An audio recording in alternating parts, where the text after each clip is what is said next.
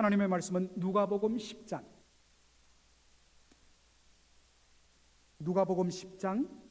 25절로 37절까지입니다.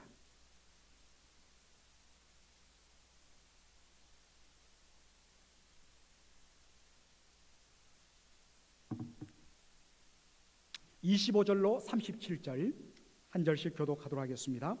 어떤 율법사가 일어나 예수를 시험하여 가로되 선생님, 내가 무엇을 하여야 영생을 얻으리이까? 예수께서 이르시되 율법에 무엇이라 기록되었으며 네가 어떻게 읽느냐? 대답하여 가로되 내 마음을 다하며 목숨을 다하며 힘을 다하며 뜻을 다하여 주 너의 하나님을 사랑하고 또한 내 이웃을 내 몸과 같이 사랑하라 하였나이다. 예수께서 이르시되 내 대답이 옳도다. 이를 행하라. 그러면 살리라 하시니 이 사람이 자기를 옳게 보이려고 예수께 여짜오되 그러면 내 이웃이 누구 오니까? 예수께서 대답하여 가라사대 어떤 사람이 예루살렘에서 여리고로 내려가다가 강도를 만나매 강도들이 그 옷을 벗기고 때려 급한 죽은 것을 버리고 갔더라. 마침 한 제사장이 그 길로 내려가다가 그를 보고 피하여 지나가고 또 이와 같이 한 레위인도 그곳에 이르러 그를 보고 피하여 지나가되 어떤 사마리아인은 여행하는 중 거기 이르러 그를 보고 불쌍히 여겨 가까이 가서 기름과 포도주를 그 상처에 붓고 싸매고 자기 짐승에 태워 주막으로 데리고 가서 돌보아 주고 이튿날에 데나리온 둘을 내어 주막 주인에게 주며 가로되 이 사람을 돌보아 주라. 부비가 더 들면 내가 돌아올 때에 갚으리라 하였으니 내 이 의견에는 이 세 사람 중에 누가 강도 만난 자의 이웃이 되겠느냐? 다 같이요. 가로되 자비를 베푼 자니이다. 예수께서 이르시되 가서 너도 이와 같이 하라 하시니라. 아멘.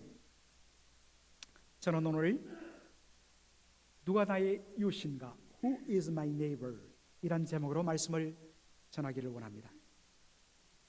어느 날 한 율법사, 율법의 전문가입니다. Expert in the law. 율법의 전문가. 여러분들 참고로 말씀드리는데 이제 주보가 바뀌어서 매 주일마다 여러분들 중간에 설교 말씀 성경 공부가 있습니다. 이것을 여러분들 펴주시고 따라가시면 굉장히 도움이 많이 될 것입니다. 한 율법사, 율법의 전문가가 예수님께 질문을 했습니다. 선생님, 내가 어떻게 해야지, 무엇을 해야지 영생을 얻겠습니까? 라고 이야기를 했더니 우리 예수님은요, 여러분 복음서를 읽어보면 아시겠지만 예수님은 곧바로 답을 주지 아니었어요. 많은 경우에 예수님은 역으로 질문을 해갖고 스스로 답을 얻도록 하십니다. 율법에는 어떻게 되어 있느냐? 네, 율법에는 수많은 말씀이 있습니다만 그 율법을 딱 두 가지로 요약하면 두 가지. 하나는 마음을 다하고 목숨을 다하고 뜻을 다하고 힘을 다하여 주 너희 하나님을 사랑하라 하는 것이고, 둘째는 이와 같이 내 이웃을 내 몸과 같이 사랑하라 하시는 것입니다. 맞다. 이대로 행하라. 그리하면 네가 살리라. 그래서 대화가 끝난 줄 알았어요. 그런데 이 율법사가 한 가지 더 질문합니다. 선생님, 그럼 제 이웃은 누구입니까? 라고 질문을 한 것입니다. 그런데 오늘 본문 말씀을 보니까 이 사람의 질문의 의도를 말하고 있습니다. 이 사람은 지금 몰라서 묻는 것이 아니라 뭐 때문에 물었다고요? 자기를 옳게 보이려고 물었다는 것입니다. 영어 성경으로 to justify himself, 그 자신을 어렵게 자기 의를 드러내 보이려고 질문을 했다는 것입니다. 여러분들, 우리 사람끼리 이야기해도 그 사람의 말이나 그 사람의 표정을 통해서 이 사람 지금 진짜 몰라서 묻는가, 아니면 자기를 왠지 과시하고 자기 지식을 자랑하기 위해서 묻는가를 어느 정도 압니다. 참 그러한 의도로 자기 의를 드러내기 위해서 무슨 이야기하면 솔직히 좀 불편해요. 하물며 우리의 심령을 불꽃 같은 눈으로 꿰뚫고 보시는 예수님 앞에서 자기를 옳게 보이기 위해서, 자기 의를 드러내기 위해서 지금 이 질문을 더하고 있는 이 율법사, 사실 참 불쌍한 영혼입니다.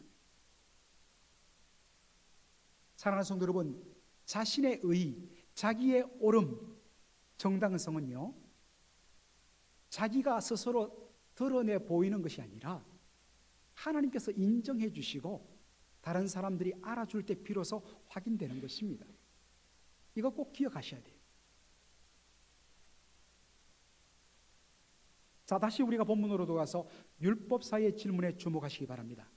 어떻게 질문했다고요? 선생님, 내 이웃이 누구입니까? 여러분, 이 질문의 의미는 무엇일까요? 이 질문의 의미는 선생님, 내가 사랑해야 할 이웃의 대상과 범위는 어디까지입니까? 라는 질문입니다. 왜 이런 질문을 하냐면 그것은 당시 유대인들의 이웃 개념 때문에 그렇습니다. 예수님 당시 유대인들은요, 그들이 사랑하며 섬겨야 할 이웃은 오직 한 족속밖에 없었습니다. 아브라함의 혈통을 받아 태어난 육신적인 유대인들, 이스라엘 사람들 이외에는 그들이 사랑할 이웃이 될 수 없었습니다. 따라서 유대인을 제외한 모든 이방인들은 사랑의 대상도 사랑받을 만한 자격도 없는 그런 존재들이었습니다. 그럴 때 예수님께서 비유를 통해서 이 사람이 바른 답을 찾고 이 사람의 생각을 바꿔주기를 원하셔서 비유를 드셨습니다. 그것이 바로 그 유명한 A Parable of a Good Samaritan, 선한 사마리아인의 비유였습니다. 어느 날 한 사람이 예루살렘에서 여리고로 내려가고 있었습니다. 예루살렘은 높은 산악지대요. 여리고는 해발보다 오히려 낮은 해발, 바다의 수면보다 오히려 낮은 곳에 위치한 그런 땅이었습니다. 예루살렘에서 지금 여리고로 간다는 것은 추측컨대 이 사람이 하나님 성전에서 예배를 드리고 집으로 돌아가는 길이었을 것입니다. 그런데 길 가다가 강도를 만나요. 그래서 정말 죽을 정도로 맞고 옷과 가진 모든 것을 다 빼앗겨버립니다. 이대로 이 길 속에 버려지면 이 사람 얼마 같지 않아서 죽습니다. 의식이 가물가물하고 있는데 발자국 소리가 들렸습니다. 힘을 다해서 눈을 떠보니까 제사장이었어요. 제사장의 그 특이한 복장, 한눈에 봐도 제사장인 줄 알았습니다. 이제 살았다. 하나님을 섬기는 제사장이라니 나를 도와줄 것이다. 그런데 이게 웬일입니까? 제사장이 무슨 이유에서인지 그 피 흘리며 쓰러진 강도 맞는 자를 피해서 그냥 지나가 버립니다. 실망했습니다. 그런데 조금 있다가 레위인, 성전에서 바로 하나님을 섬기는 제사를 돕는 일을 하는 레위인이 지나가고 있었는데 이 사람마저도 강도 맞는 자를 피해서 그냥 가버렸습니다. 이제 살 소망이 거의 사라졌다고 절망하는 순간에 발자국 소리가 또 들립니다. 한 사람이 다가오는데 문제는 그 사람이 누구란 겁니까? 사마리아 사람이란 것입니다. 여러분, 사마리아 사람이 누구입니까?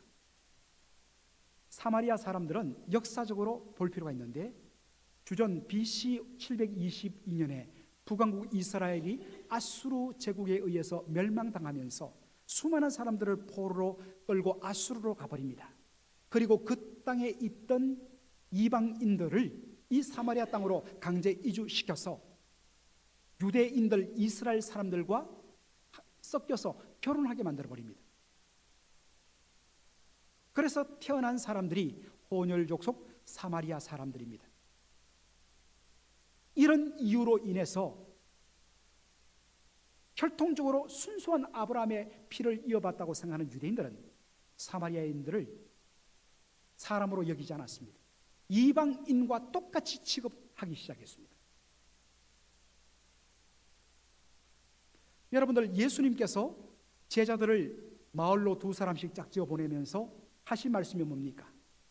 만일 너희들이 들어가서 복음을 전하는데 사람들이 끝까지 복음을 받기를 거부하거든 너희들이 그 사람 앞에서 발의 먼지를 털어버리라고 말씀하셨습니다. 여러분, 이 발의 먼지를 털어버리라는 이 표현이 어디서 왔을까요?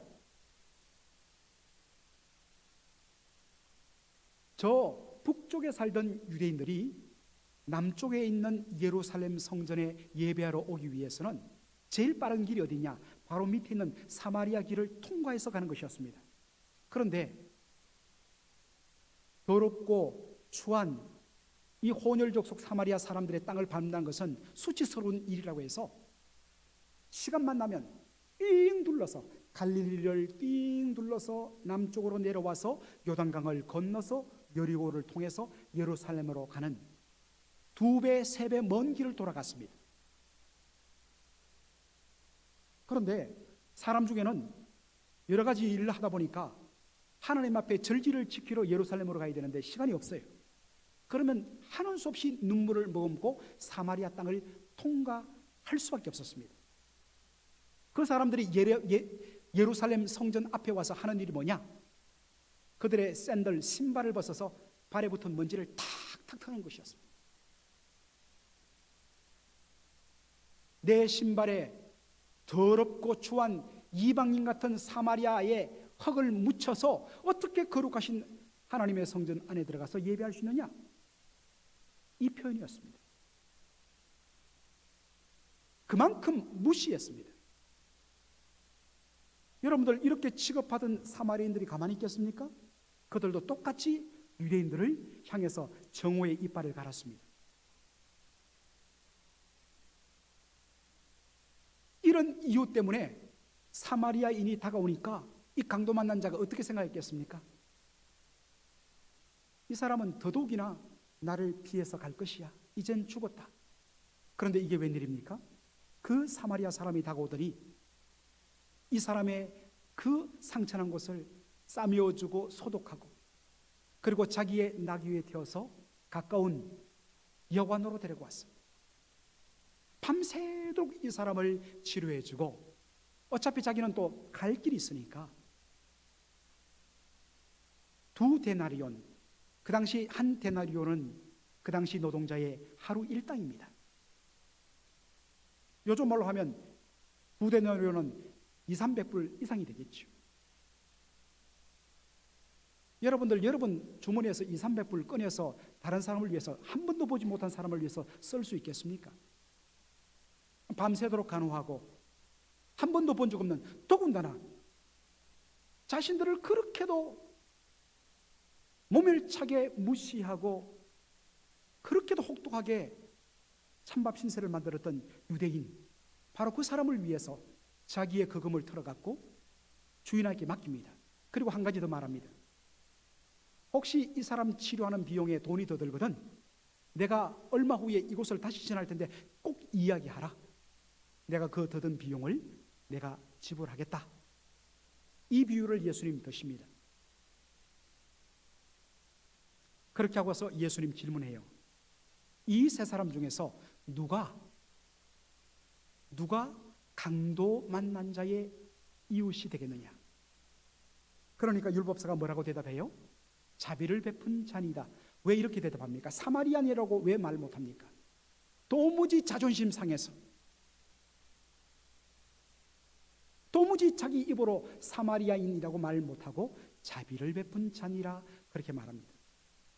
예수님 말씀하십니다. 너도 이와 같이 하라고 말씀하세요. 여러분, 우리가 여기서 주목할 부분이 있습니다. 예수님이 말씀하시는 이웃의 정의입니다. 예수님은 이렇게 말씀하세요. 이웃은 도움을 주는 사람이 정하는 것이 아니라는 것입니다. 다시요. 이웃은 도움을 주는 사람이 정하는 것이 아니랍니다. 반대로 이웃은 도움을 필요한 사람에 의해서 설정되는 것이 이웃이라는 것입니다. 따라서 누가 나의 이웃입니까? 라는 질문은 틀린 질문이란 것입니다. 올바른 질문은 누가 강도 만난 자의 이웃인가 하는 것입니다. 강도 만난 자에게 실질적인 도움을 주는 사람이 진짜 이웃이란 거예요. 자신의 주관적인 기준에 의해서, 나의 호불호에 의해서 정해진 이웃은 잘못된 이웃이란 것입니다. 오히려 나의 도움과 나의 사랑이 필요한 그 사람이 내가 사랑해 줘야 할 이웃이라는 말씀인 것입니다. 사랑하는 성도 여러분, 오늘 저는 구제헌금하는 날이기 때문에 이 설교를 하기도 하지만 근본적으로 우리의 사랑을 한번 점검해 보고자 합니다. 그 사랑 없이, 그 사랑이 담기지 않은 채로 죄송하지만 여러분의 그 물질을 드리는 것 사실 의미가 없습니다. 누가 하나님을 사랑하고 누가 이웃을 사랑할 수 있는가 하는 것입니다. 요한일서 3장 16절을 우리 한번 보도록 하겠습니다. 요한일서 3장 16절 다 같이 읽어볼까요? 그가 우리를 위하여 목숨을 버리셨으니 우리가 이로써 사랑을 알고 우리도 형제들을 위하여 목숨을 버리는 것이 마땅하니라. 아멘. 사랑하는 성도 여러분, 오늘 이 본문 말씀은요, 요한일서 3장 16절의 말씀은 엄밀한 의미에서 예수 그리스도 대속의 십자가 사건 전에는 우리는 사랑을 몰랐다고 이야기하고 있습니다. 아니 목사님 무슨 말입니까? 저 예수 믿기 전에도 사람들을 사랑했고 지금 예수 믿지 않는 수많은 사람들을 얼마나 이웃 사랑합니까? 사랑하지요. 그런데 아담 이후 타락한 인간의 사랑의 속성은 어떤 속성입니까? 철두철미하게 자기가 중심된 속성입니다. 자기 사랑, 자기 중심적 사랑, 이기적인 사랑이 그 사랑의 핵심에 자리 잡고 있습니다. 우리의 사랑의 반응은 언제 나타납니까?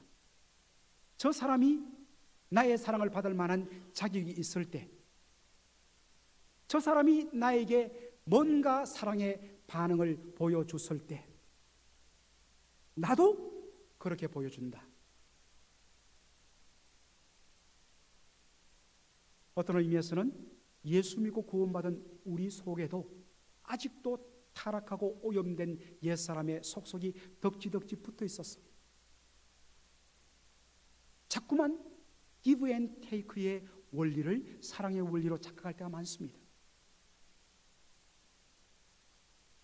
그런데 이것이 잘못되었음을 철두철미하게 폭로한 사건이 바로 십자가입니다. 로마서 5장 8절의 말씀을 우리가 함께 보도록 하겠습니다. 5장 8절 시작.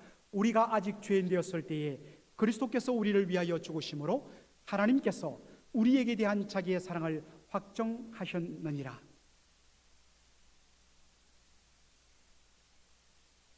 사랑하는 성도 여러분,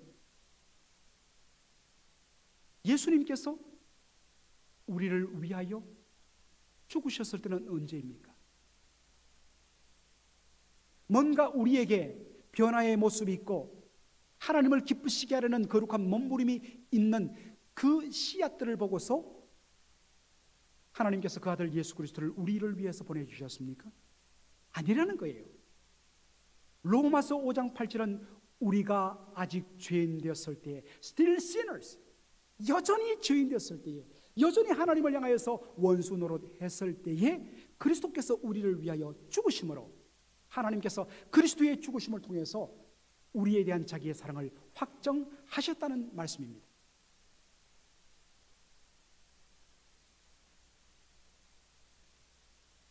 바로 이 사랑 때문에 우리가 비로소 사랑을 알았다는 것입니다.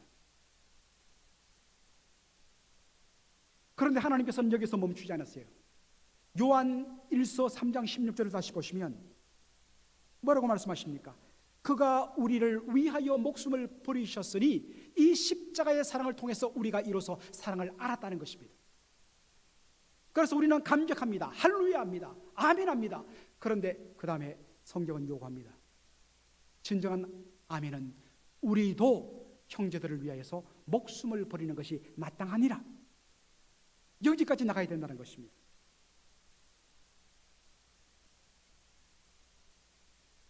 사랑하는 성도 여러분, 오늘날 왜 많은 성도들이 구원을 받았지만 그 구원의 확신 가운데 감격 가운데 살지 못할까?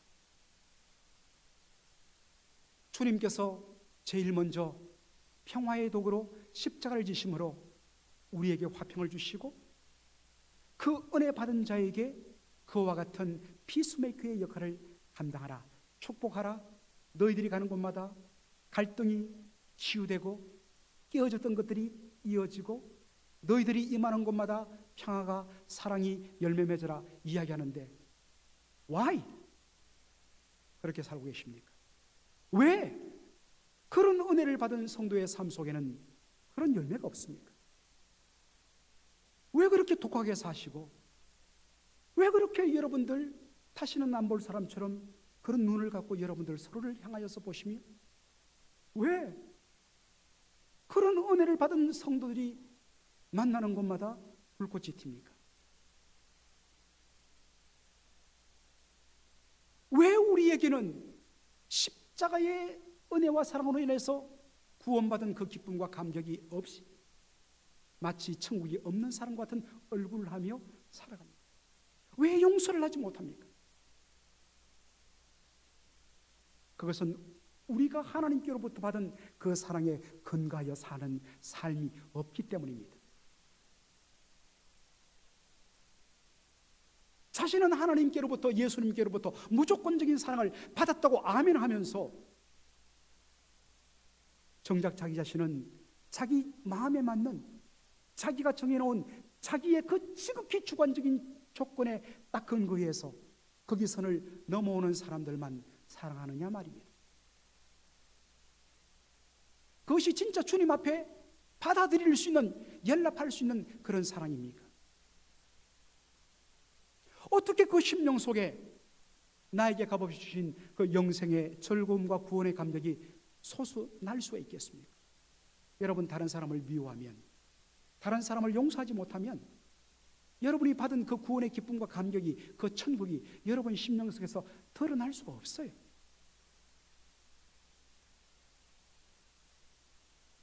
성경은 말합니다. 하나님 사랑과 이웃 사랑은 결코 분리될 수 없다고 이야기해요.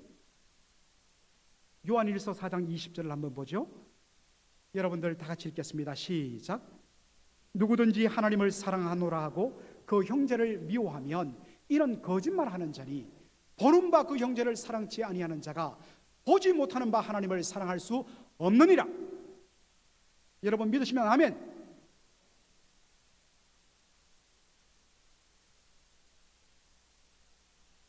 혹시 여러분 마음속에 주님, 다른 건 몰라도 제가 이 사람만큼은 안 되겠습니다, 충분히 알아요. 분명히 은혜 받은 성도인데 오죽하면 은혜 받은 성도가 그런 말을 하겠어요? 얼마나 상처가 심했으면. I know. 주님도 아세요. 그런데 주님은 어떤 의미에서는 굉장하게 우리의 마음을 아프게 하세요. 밀어붙이세요. 안다. 그러나 그렇다면 네가 나를 사랑한다는 그 말은 나는 거짓말이라고 받아들일 수밖에 없어. 아니 주님 아시잖아요. 알지. 그런데 네 눈에 보이는 형제도 사랑하지 못하면서 네가 눈에 보이지 않는 나 하나님을 사랑한다고 어떻게 그것을 확인할 수 있느냐?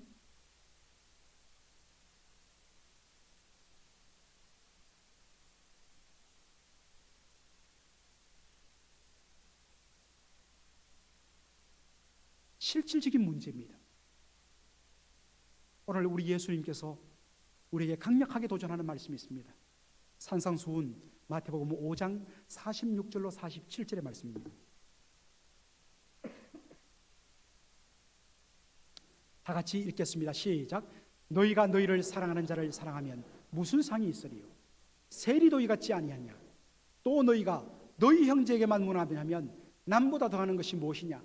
이방인들도 이같이 아니하느냐? 내가 좋아하는 사람 좋아하는 것 세리들도 할 수 있다는 것입니다. 세리는 그 당시 인간 말종들을 가리켰습니다. 내가 좋아하는 사람들, 사랑하는 사람들만 인사하고 안부를 묻는 펠로십, 그건 예수 믿지 않는 하나님 백성 아닌 이방인들도 불신자들을 잘한다. 사랑하는 성도 여러분, 요즘에 우리 교회 성도들의 주일날 친교 형태를 보면 주님 뭐라고 이야기하실까요?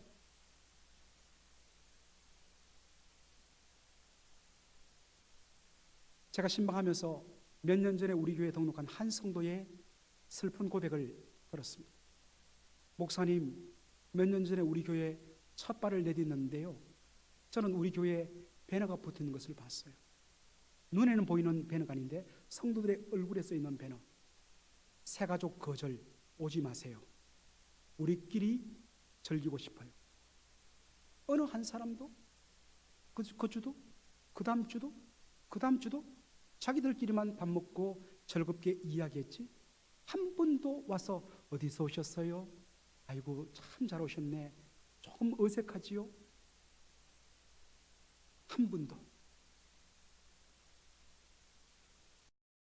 그분을 인도한 한 다른 성도의 참 격려와 위로로 뿌리를 내릴 수 있었노라고 이야기했습니다. 지금 여러분의 얼굴 속에는 그런 배너가 붙어 있지 않습니까?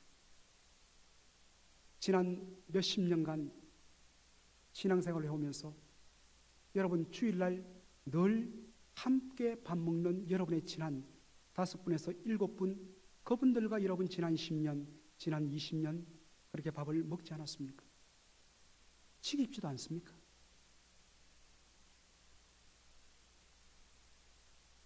사랑하는 성도 여러분, 나와 친하지 않는 사람, 처음 보는 사람에게 마음을 여는 것 대단히 불편합니다.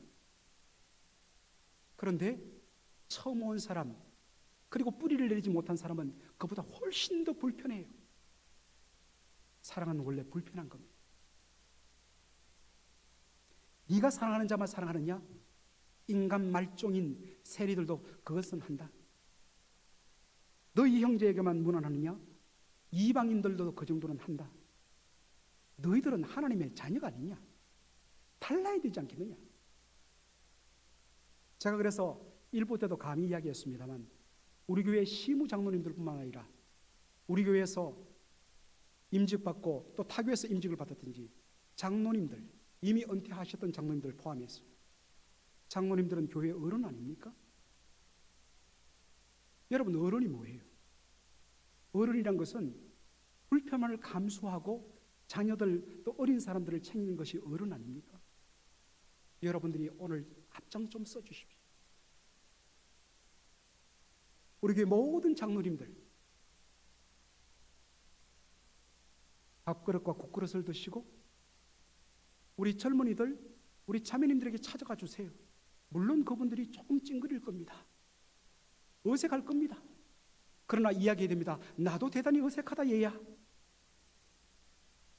우리 권사님들 젊은 세대과 좀 어울리세요. 필요합니다. 여러분, 오늘 여러분들이 그 어렵고 어려운, 사실 여러분 발걸음 한번 옮겨서 태를 바꾸는 것이 예수님 십자가 지고 골고다 가는 그 발걸음보다 모을 거예요. 하셔야 돼요. 제가 그래서 미리 EM 청년들 부탁했습니다. 여러분끼리만 밥 먹지 마라. 뭐 말이 안 통한다고? 그건 답답한 건 우리 어른들도 마찬가지야. 그러니까 서로 간에 영어, 한국어 막 뒤섞어서 콩글리시 하면서 할 수 있으니까 한번 해라. 오늘 그래서 EM도 흩어버렸고 제가 KM 청년들도 흩어버렸습니다. 그래서 오늘 대단히 불편한 식사를 사랑 가운데 하시는 저와 여러분 되시기를 주의 이름으로 축원합니다. 아멘.